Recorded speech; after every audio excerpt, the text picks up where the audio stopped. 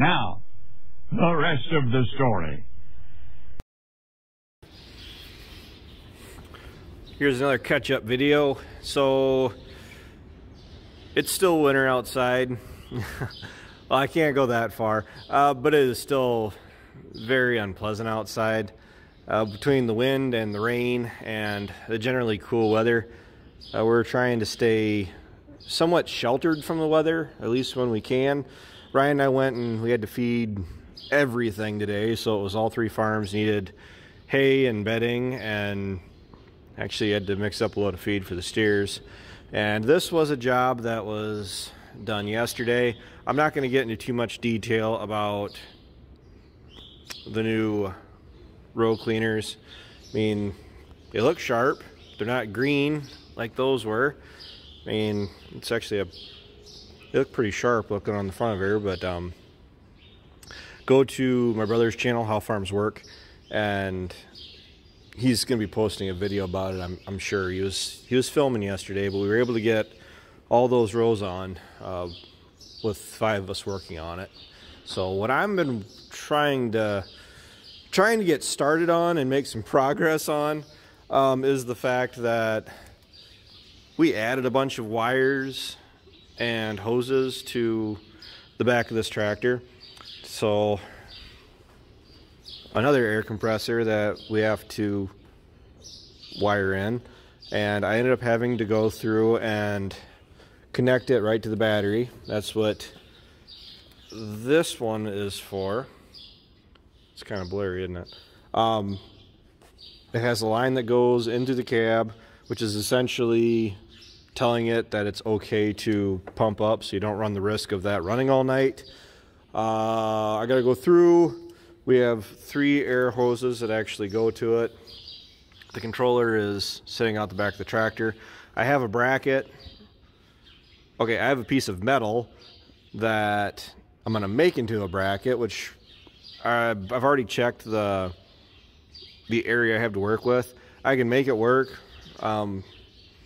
Relatively simple. The big thing is just trying to get some of this cleaned up. Like, see, this wire is actually the fertilizer pump. So that's what that is, or is not. Am I just a big liar? Yes, that is that wire. This roll right here comes back here to fertilizer pump. I haven't put any water or anything in it. That's one thing I definitely want to do this year. The past few years, what I've been doing is usually the day that I need it, I'm going through and checking for leaks. And out of this whole system, since we've put the fertilizer tank on, primarily the issues are right up here where it goes into this red ball system. This allows me from the cab to look back, and I know that each one of these lines goes to its own separate row, and it allows me to know if there's any issues, plugged orifices, or anything, or I need to go really address. Really handy. And these, I'm not sure how it happens, these actually tend to get loose, and I take pliers. Is about the only thing I can find where I'm not going to damage everything, and push that in so it tightens up. So we didn't get carried away. I say we, I'm the one that ran these hoses. I didn't give myself a whole lot of clearance for having to snip these back if I need more hose to deal with.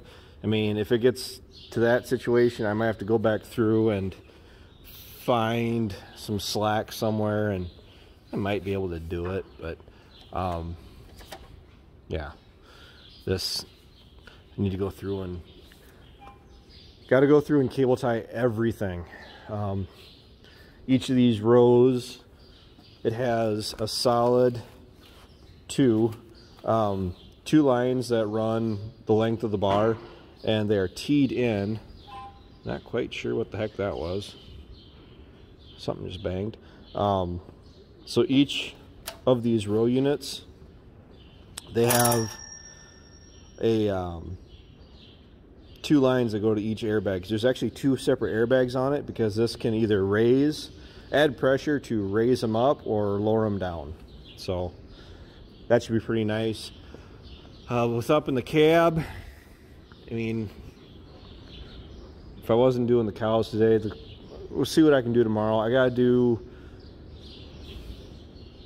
really just want to go through and wire all this stuff up, go through it with cable ties, clean everything up, pull everything back, tighten it up so everything isn't to the best of my intentions, knowing that it's not going to catch, not going to leak, and we'll be able to start planting as soon as we want. This thing, outside of belts, and I need to put the spring back in. That guy, if you guys can see it, got to go through and put that in, hook up the line for the acid. I got to put the twine box back in. I got new bolts for it. Let's see here. I don't know if you guys can see the bushings without me getting in front of the light. There's actually 3 bushings that go on this door here. Maybe if I actually shut the door. I need to go through. It's still got a bunch of dirt and dust on it, and from making fodder last year, but clean this all off. There's 3 bushings on each side. This is the gate latch. They're collapsed, so that might be a product of that being shined up. I'm gonna go through. I got the new bushings. That was like one of those, it was a headache last fall. It was a headache last year. A combination of the hydraulic cylinder failing, the seals went out of it, and then I don't know if it was probably happened after we did the hydraulic cylinder. We went through and we tightened these bolts up too much, and they actually squished out, collapsed those bushings, so it wasn't allowing the gate to fully latch down onto the block. And what would happen is I could start bailing. I would just get to where it was reading on the monitor that I had to bail in it, because it starts counting at like 20 inches or something like that, or 25. Doesn't matter. When it get to about 25 inches, that's when it would get enough material in it where the one side latching properly wasn't enough to keep the door properly closed, and then it would kick the door open, and then the door alarm would go off. And that was one of those where it wasn't a constant headache. It was one of those annoying, constant reminders that something isn't exactly working right. And ultimately I ended up figuring out that it was those bushings, and I made one which wasn't exactly up to spec, but it got me through making fodder and to the point where I could unhook it and forget about it. Oh, there isn't enough light in here to do this justice. Yeah, you guys can see some of the wires. I pulled the one wire back. I have some down in there already. I'm gonna, ideally, when we first did this, when we first put the 4640 on this planter and put all the ag leader stuff in it, the goal was to keep everything in one spot, you know, clean cab. But I'm gonna try to take as much out and roll it up and tie it back on the outside of the cab, you know, cables that potentially I don't have to worry about them coming back in the cab ever, so I'm not bringing in dirty cables and getting the cab all disgusting. Yes, I'm one of those people. I'm actually going to try to get the wad of wires back in that corner thinned down as much as I can, and then I'm going to try to wrap some up front here and roll those up, cable tie them up real tight, and try to make it nice and pretty in here. You don't want to be constantly catching your feet or catching the pedals or anything like that. So I got to put the switch box back on the monitor. The only thing is I have to pull that monitor out and get in the gator, because I do have a bunch of boundaries I have to update. But that is, I don't know if I've actually shown you guys the completed build on this, to be honest, but I'll show you a video of it, or at least you'll see me or hear me talking from the cab here with you, planting and whatnot. But we're super close to being done with the planter, to the point I can cast it out of my mind and maybe work on some other stuff. But late spring, here we come. Ugh. Just because we're not getting a whole lot of rain. I'm fortunate, very fortunate for that. I'm grateful for that. It's just we're not really warming up, so even things aren't greening up yet, and the cattle feed situation is becoming apparent. I can't say that. It's not, the cattle feed isn't a huge issue, it's the bedding. We are down to about 20, what, we got 25 fodder, no, not even that. We got 20 fodder bales between all 3 farms.